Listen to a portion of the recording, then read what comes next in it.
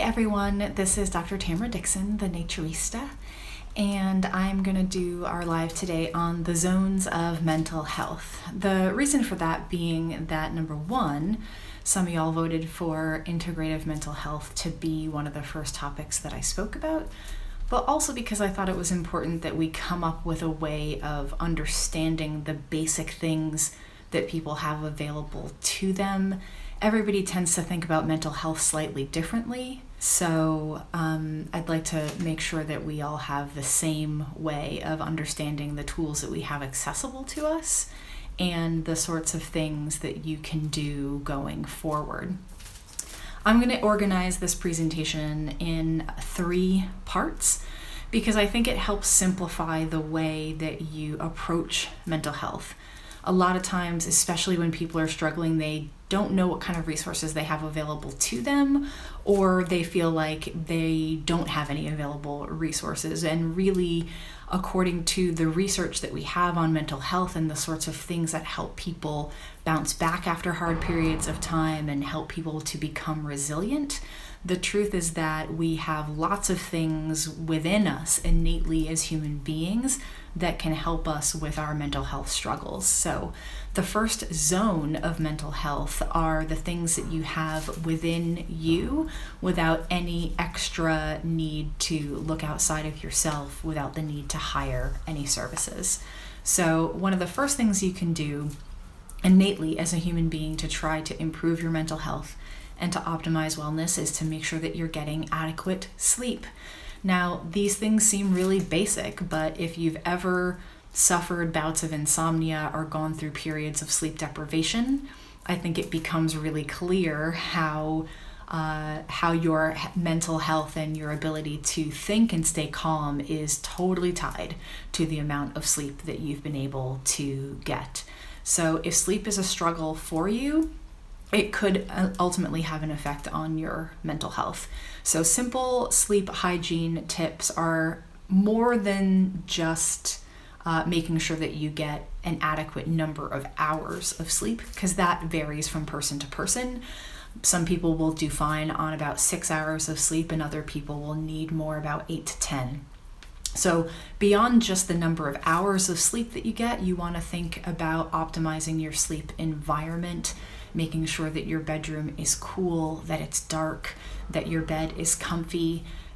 Get some white noise if you require white noise or you're easily roused by different sounds and things around you.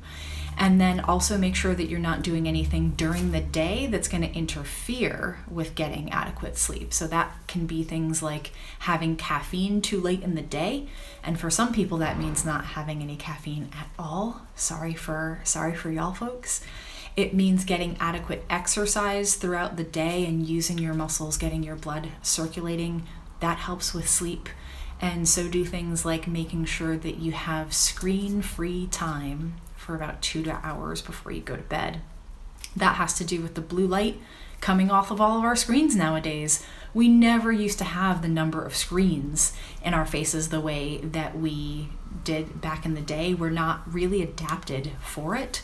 So we should all be seeking to turn off our lights and be away from our screens for at least 2 hours before bed in order to send the messages to your brain, in order for the melatonin levels to increase, for you to be able to get sleepy the way that your circadian rhythm, would have designed. So one thing that you can do just in and of yourself for optimizing mental health is to make sure that you're paying attention to your sleep hygiene and the number of hours of sleep that you get.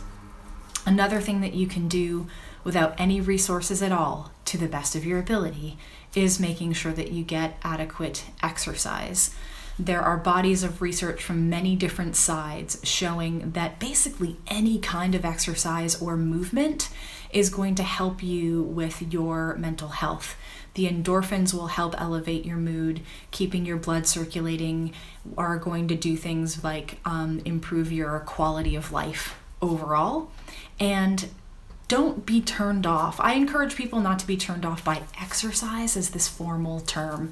I feel like in the Western world, we've gotten to a point where exercise means like putting on your fancy outfit and going to the gym and, being in a class. And not only has COVID just made that not possible, but that wasn't possible for many people to begin with. That view of exercise is not at all how we adapted as human beings. Exercise just means moving your body. So dancing around your apartment or your house while you clean, for example, playing with your kids, playing with the dog, gardening, going up and down the stairs a couple of extra times, all of these things count as exercise. Going for a long walk counts as exercise. Please don't feel like you need to have Lululemon pants and a gym membership in order to exercise. All we're really saying when it comes down to the science is that you're moving your body and that your blood is circulating. There are all kinds of studies now showing that even short bouts of exercise throughout the day, short bouts of 10 minutes of mobility and movement improves people's thinking and their mental health, when studied over time. So try to move as much as you can and do whatever is within your capacity to do. So we're still within the zone of things that you can do all by yourself as a mental health boost. And then I'll be moving on to other things that you can do outside of yourself and services that you can hire. So for those of you who've just joined, I'm talking about the mental health resources that you have available to you just by way of being a human being and working with your own physiology. So the next thing that you can be doing is practicing some form of mindfulness. Again, I feel like mindfulness right now is getting a lot of attention, which is fantastic, but I don't want anyone to think that it means any one particular thing. Mindfulness or meditation does not have to mean that you're sitting cross-legged on the floor and, paying attention to your breathing. That is one way of practicing meditation and mindfulness. But for other people, chanting and singing can be considered a meditation. Walking can be considered a meditation. Saying a silent mantra to yourself can be considered a meditation, or simply slowing down to make sure that you're paying attention to the sights, the sounds, the smells of the individual tasks that you're doing, and avoiding multitasking at the very basic level is just practicing mindfulness. And again, it's one of those things that sounds simple, but I think at this point in our society, we've become people that are very adapted to multitasking and even proud of our ability to multitask, and that can be really cool if you've got things to get done. However, multitasking is also one of the things that tends to lead to burnout and can affect anxiety and depression levels based upon the perceptions of performance that we have for ourselves. So any way in which you can slow down and practice mindfulness through breathing exercises or through various forms of meditation, regardless of what form of meditation you prefer for your personal preferences, it's all shown to have a beneficial effect on mood, stability, and mental health.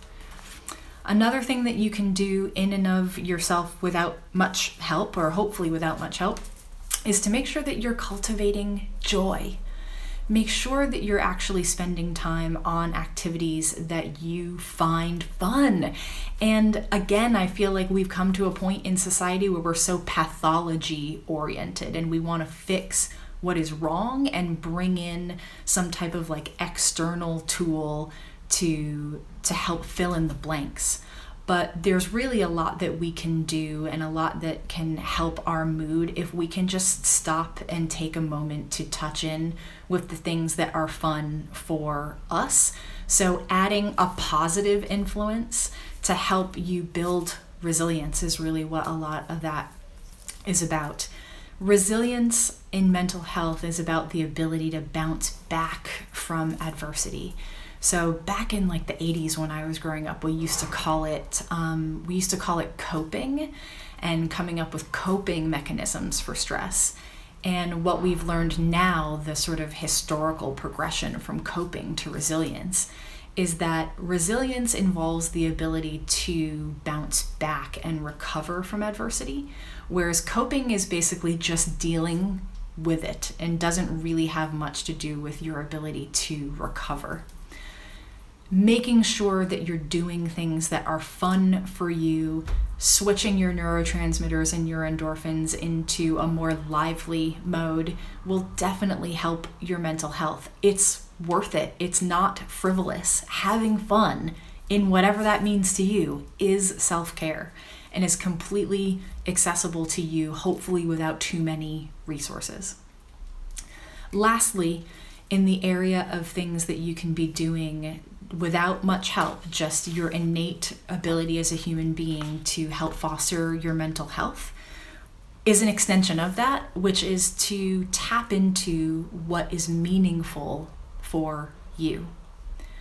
Our sense of meaning and our sense of having a purpose in life is also shown to be correlated with mental health and resilience.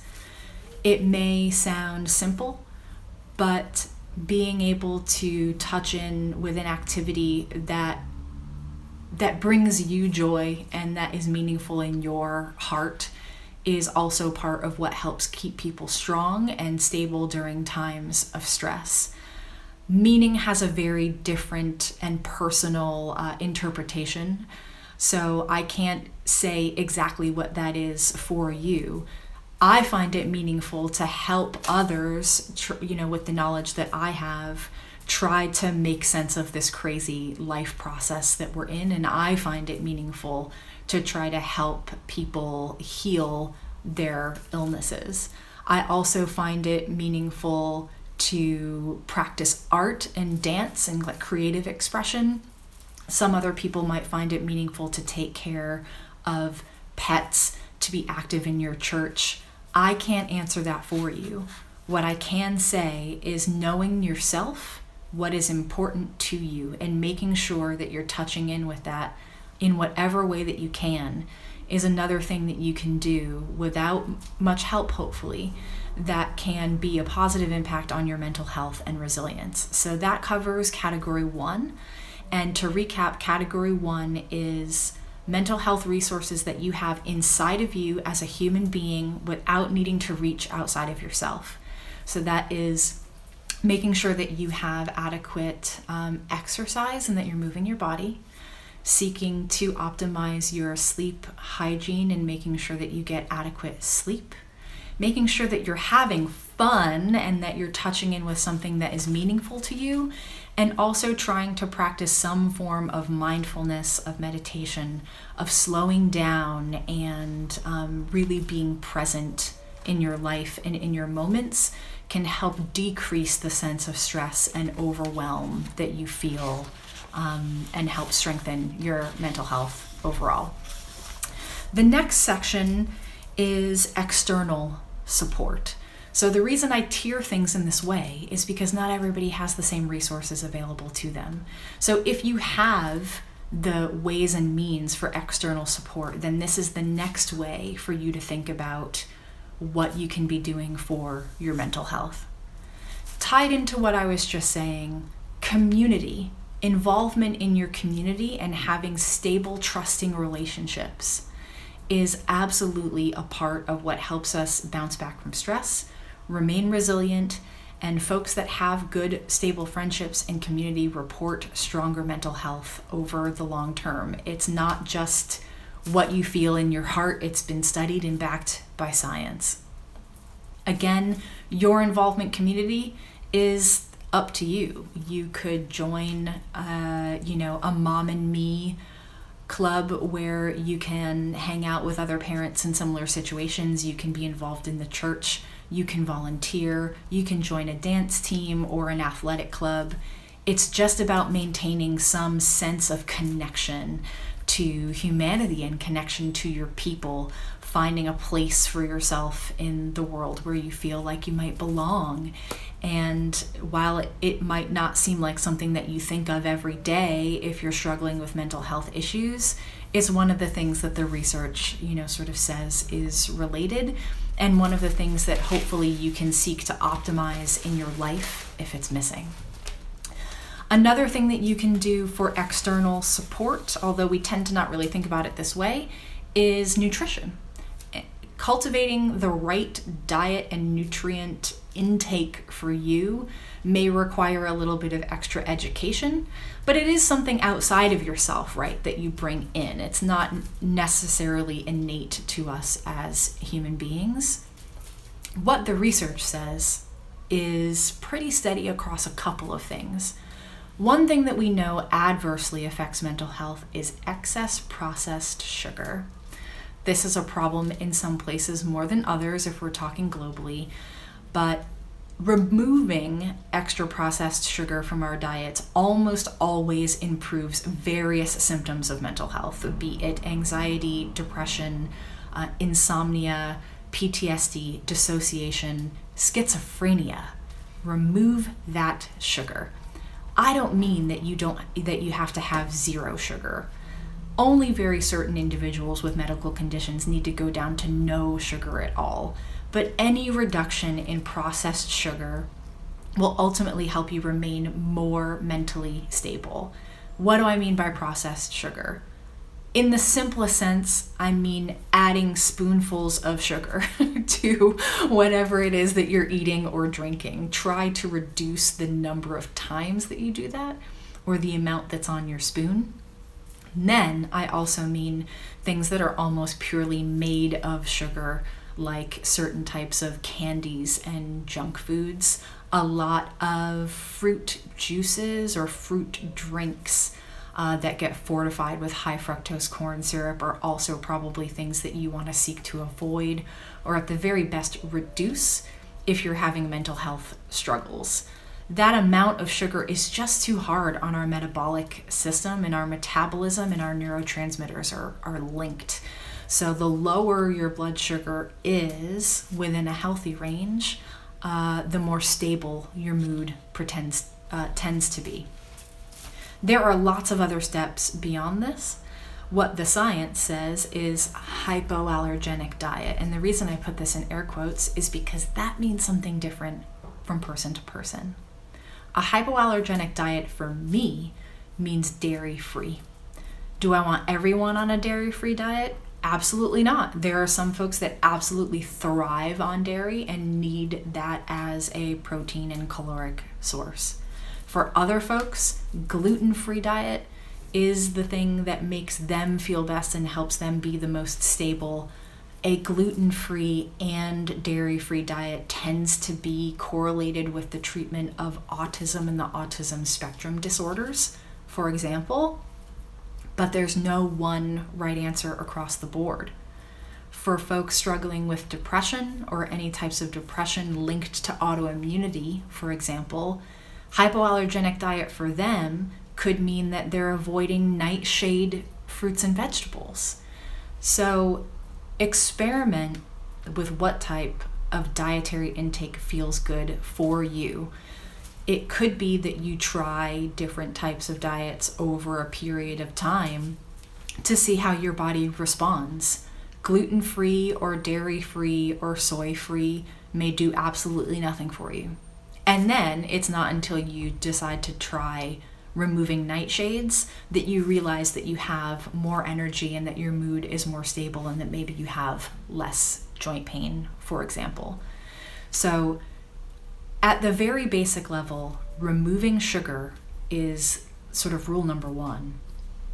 Rule number two, which is a little bit more complex, is avoid any other thing that's an irritant for you. Finding out what that is going to take a little bit of rotation and experimentation. And then the last point on nutrition, although it may seem obvious, is just try to eat the freshest, most whole foods that you can get your hands on. I know that food deserts are real. I know that food apartheid is real. I know that poverty is real and that people only have certain types of food available to them that they can pay for. do the best you can. Nutrition is an area that has become sort of elitist and whitewashed, and I encourage for people to take that back. If you can only get your hands on bulk rice and beans, then that's cool. Those are whole foods that are cheap. You don't necessarily have to be shopping at Whole Foods to eat whole foods.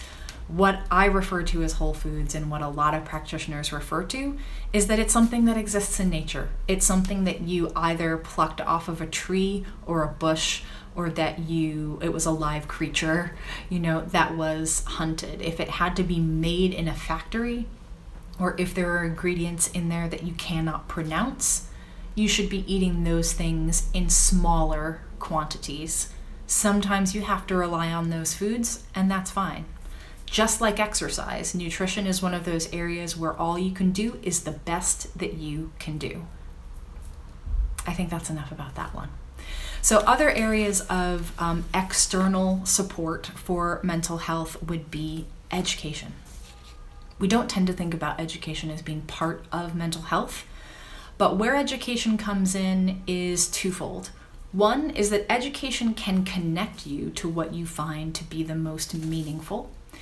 And remember, I had mentioned that meaning and feeling like you have a place in life is tied to your sense of resilience, your ability to adapt to stress and maintain, stability under pressure.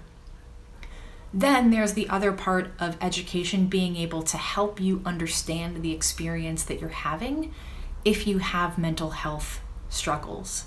It may be difficult for you to put a finger on exactly what is going on, but here's where doing research and educating yourself can be really helpful, because it's empowering. Your ability to understand what's going on with you, even if it is abnormal, understanding it takes some of the weight and the pressure away from the situation. And there are more tools now for you to be able to understand your condition than there ever were. So it could be listening to something like this and following therapists and various types of people on Instagram that can help give you information about your condition. There are podcasts, there are books, there are documentaries. Whatever it is that you feel like you are struggling with, there's information out there for you to educate yourself on the condition. And to link, the idea of education and community, you may be able to come across stories of people that are going through something similar, and that can also be really helpful in your terms of understanding what you can do, what your condition might look like, and just for you to know that you're not alone, and that there has been research and that there's been understanding behind what you're struggling with. So whether it is anxiety or panic attacks, or depression, or menstrual dysmorphic disorder, whether you are an adult child of an alcoholic like myself, or struggling with narcissists in your life, there are infinite resources for you to either sit down, watch, or listen, so you can learn a little bit more about what you're going through and develop some tools to help. So education both ties you to yourself and helps tie you to your sense of meaning. They had done some studies in resilience in the 90s. Sometime I'd have to reference the actual date, where they interviewed people with PTSD and found that those that had higher education or had gone back to school as an adult rated that they had a higher quality of life. And it was because they were more in touch with what was meaningful to them. They were able to steer their life in a direction that they found interesting. And think about how important that is, just for you to feel like invested and interested in how you spend your time. So education, I think, is one of the surprising resources for building and maintaining mental health and resilience. The last part of this category is nature. Another one of those perhaps overlooked or underestimated therapies when it comes to mental health awareness and mental health approaches. We as human beings spend so much time indoors, more than we used to, and forget about COVID. I mean, we were essentially told to stay indoors, and the impact that that has on mental health has been great. We know through various research across the globe that spending time outdoors in nature helps improve people's quality of life. Then I decided to start digging because I was like, well, what do folks do if they're not around any nature? You know, my practice is based in the Pacific Northwest, and I grew up on the East Coast of the United States. So I basically went from like one coastal region to another. I went to medical school in Arizona. I was more or less always surrounded by like beautiful outdoor environments where I could go hiking or where I could be by the ocean. So the sorts of things that I took for granted. When I think about people in landlocked places, what are they supposed to do for their mental health? Getting outside is still important, but it's found that even bringing nature in improves your mental health. Having plants in the house improves your mental health. Looking at nature documentaries also counts.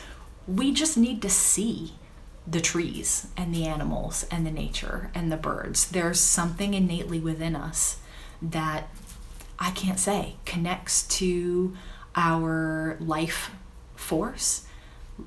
Being connected to nature, looking at nature, almost always results in people reporting better mental health outcomes.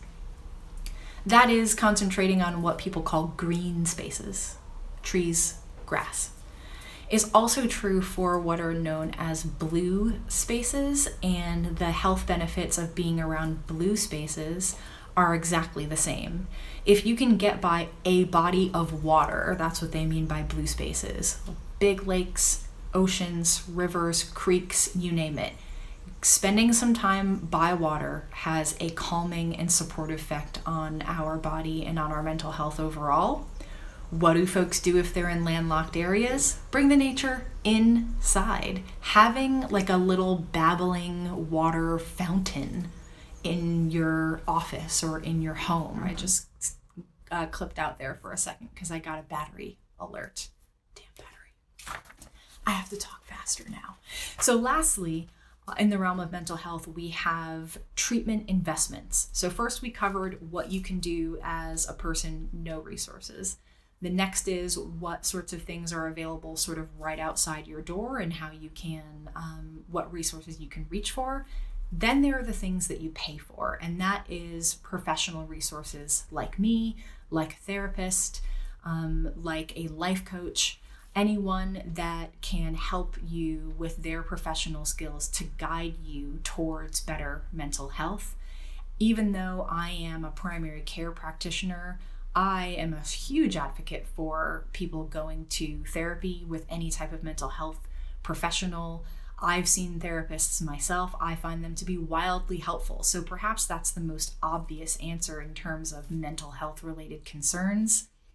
Finding the right therapist for you is, a harder part of the equation. Having access to affordable therapy is definitely a hard part of the equation for some folks.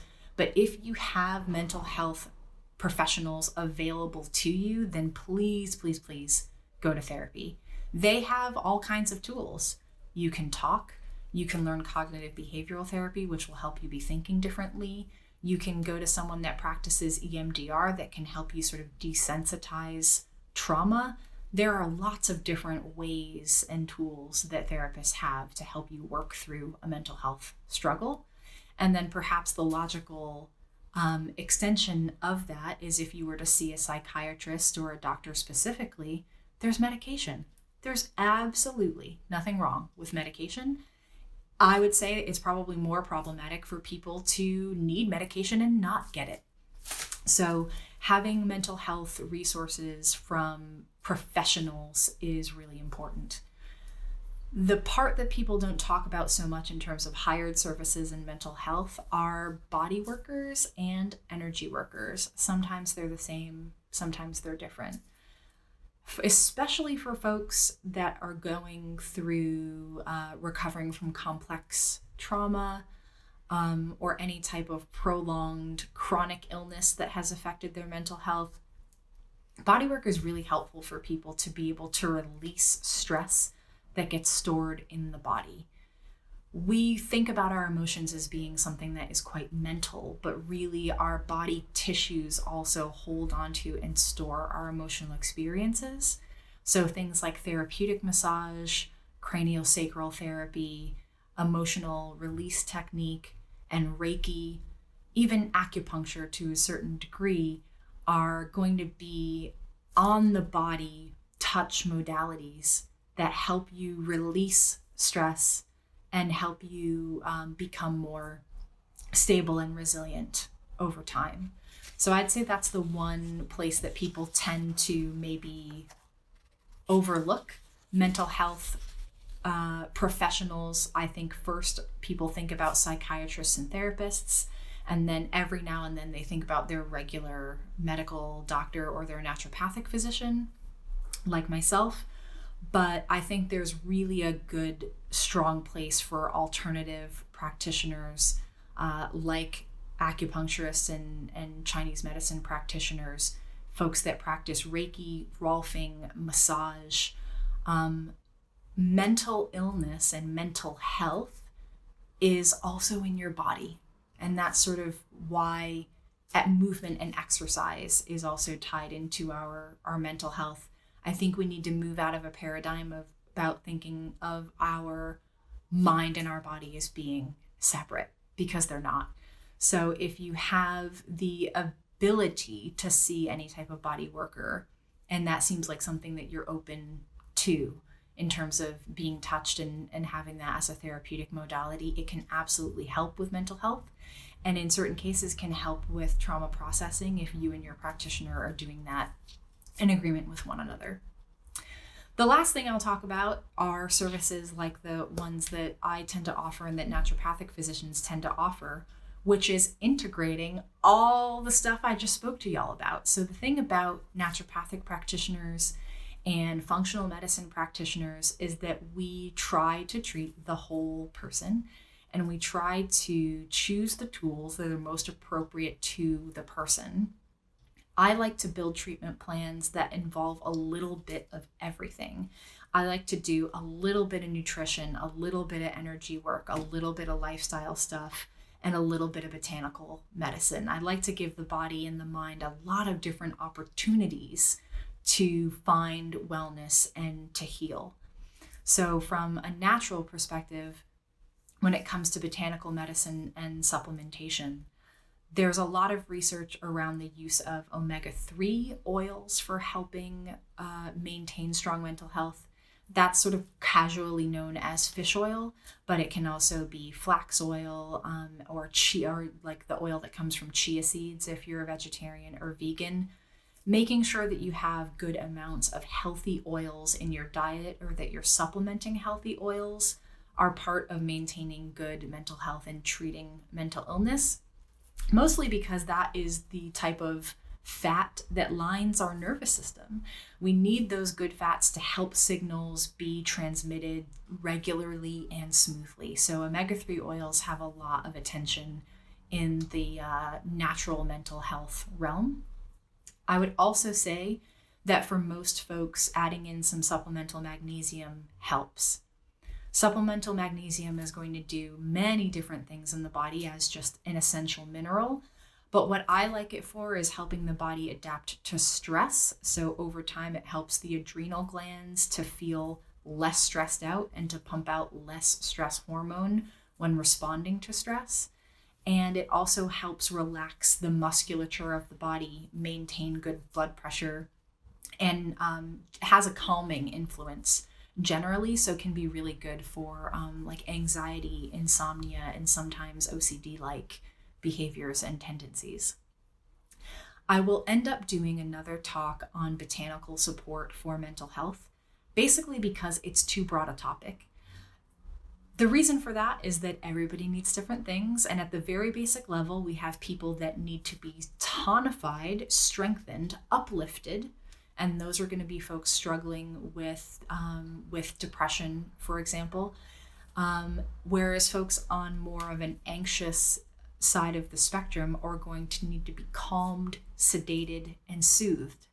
So there is no one botanical that I can tell you that is going to keep everybody strong in the mental health sphere, because everybody needs something slightly different. If you are going down the aisle of a natural food dispensary or place where they sell herbs, read those labels. Pay attention to what they say those herbs are going to do. Not all mood support is created equal. Not all adrenal support is created equal. So at a very basic level, you want to make sure that you're reaching for things that are calming and soothing and sedating. If you trend more towards anxiety or insomnia or, sort of OCD-like tendencies, for example. Whereas if you're struggling more with motivation, more with depression, fatigue, you're going to want to reach for strengthening, tonifying, energizing herbal influences. So I hope you guys have found that helpful. I know you're all jumping in at different points in time. There is a post in my history with a very quick graphic representation of this. And in my comments, once I post it, I'll also send a link to this content in written article form. But I wanted to introduce everybody to the idea of zones of mental health before getting into specifics, because not everybody has the same resources available to them.